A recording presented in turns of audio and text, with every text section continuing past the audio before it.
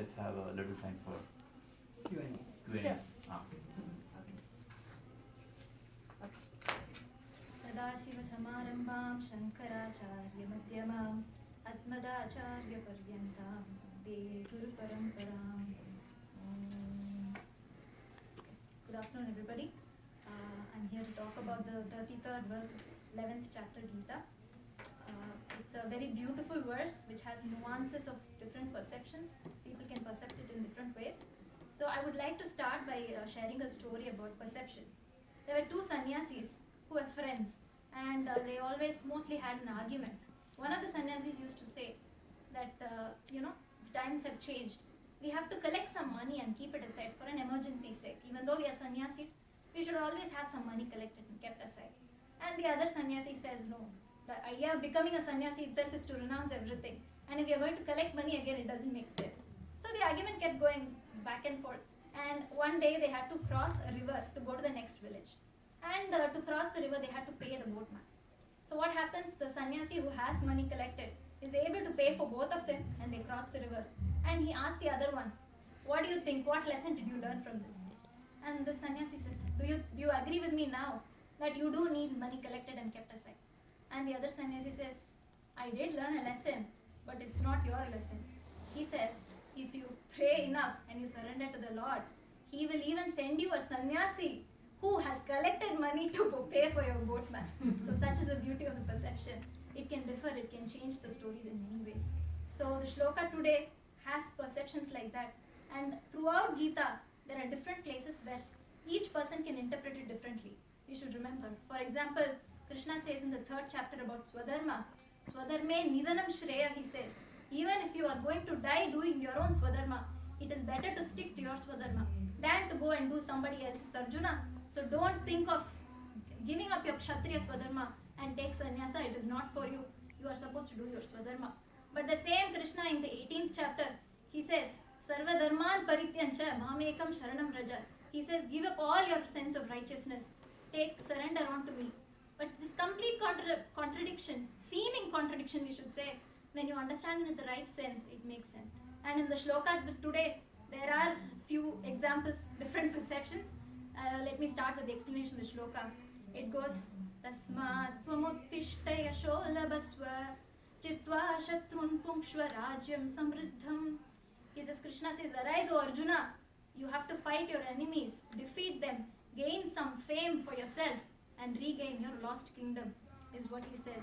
And then, Mayaivaide Nihata Purvameva Nimittamadram Bhavasavya he says, Savasachin, Savyasachin he calls Arjuna, which means he's an ambidextrous person, Arjuna.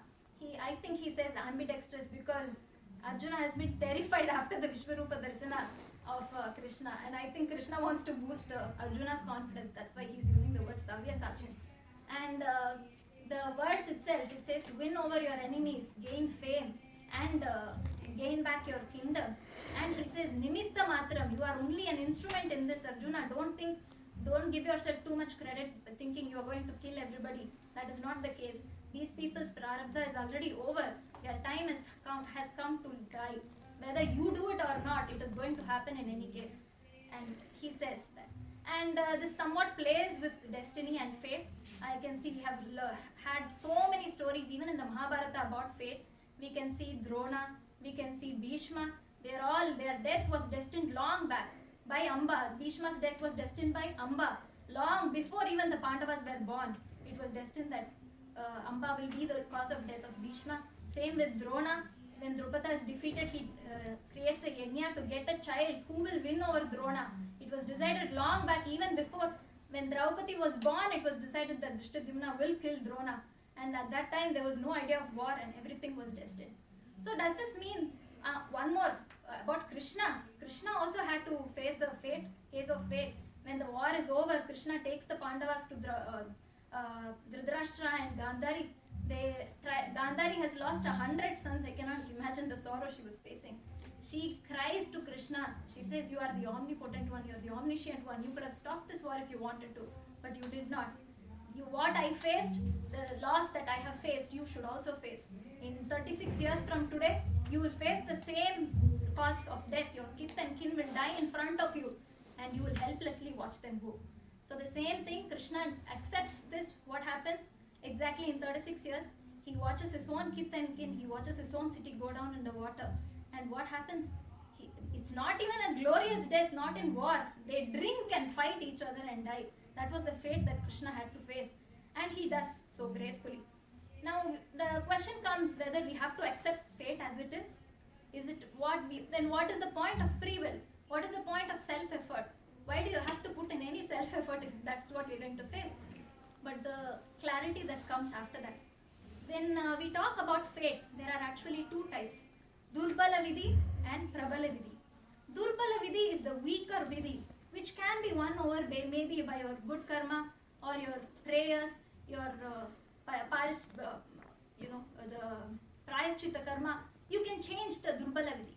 But when it comes to Prabala Vidhi, it is somewhat stronger. It cannot be overcome by any of your self-effort. You have to go through it, and that is the fate.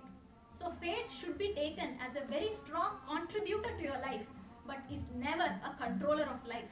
Free will is very much possible and very, very much authorized by the Shastras.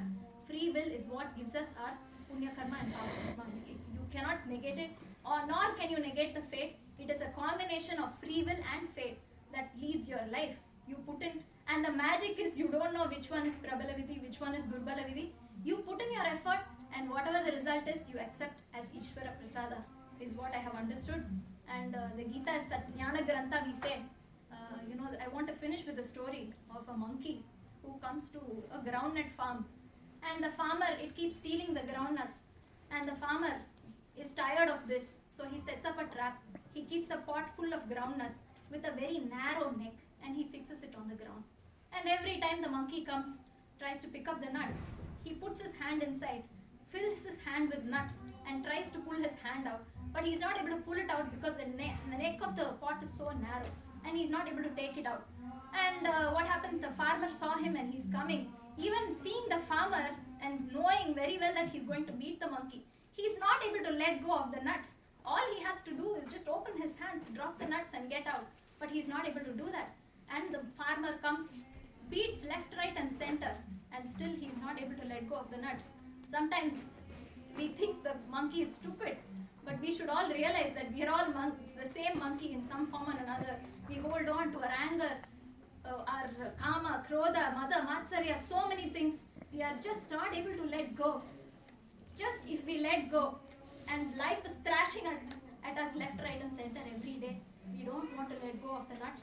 Gita is a Jnana Grantha that can help us drop the nuts. And I thank all the organizers for bringing about 2 weeks of full Gita exploration and mugging up and whatnot. It was such a beautiful experience for us. And I hope Lord Krishna blesses all today. So, Purnamada Purnamidam Purnat Purnamudachyate Purnasya Purnamataya Purnamevavashishyate Om Shanti Shanti Shanti. Thank you.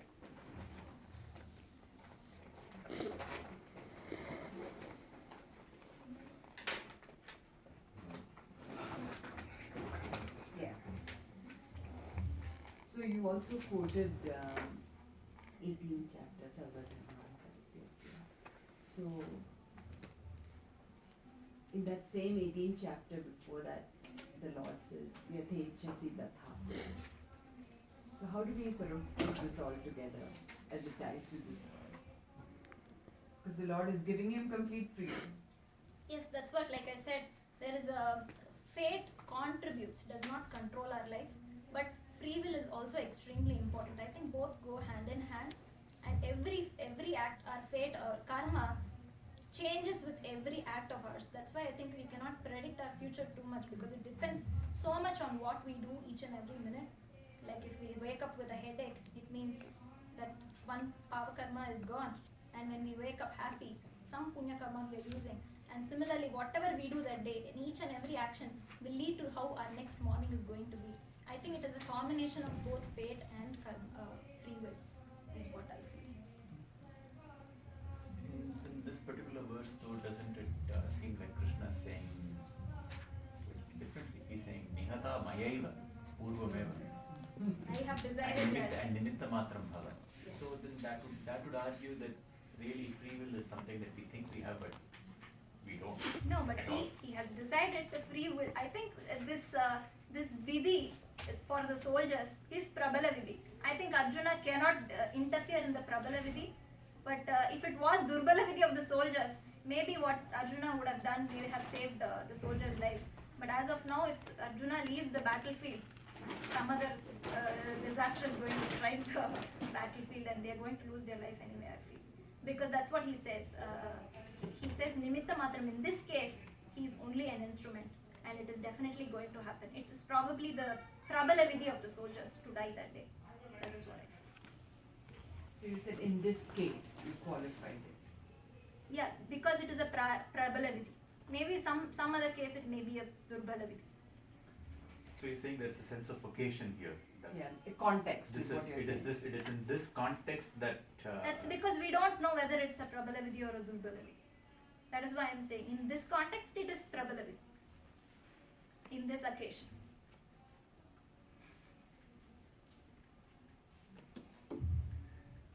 Interesting.